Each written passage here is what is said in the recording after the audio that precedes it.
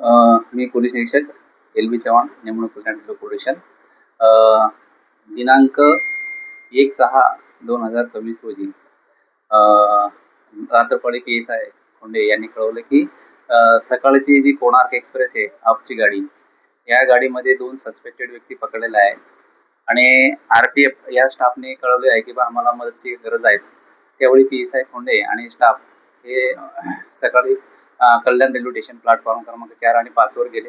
आणि त्या ठिकाणी RPFने 2 सस्पेक्टेड व्यक्ती पकडले होते आणि त्यांना ते ताब्यात घेतलं आणि त्यांना विचारपूस केली असता तर ते उडवडीचे उत्तर देण्यास त्यांनी सुरुवात केली आणि त्यांच्या कडे असलेल्या बॅगेमध्ये काही अंमली पदार्थ असल्याचा आम्हाला संशय वाटत असल्याने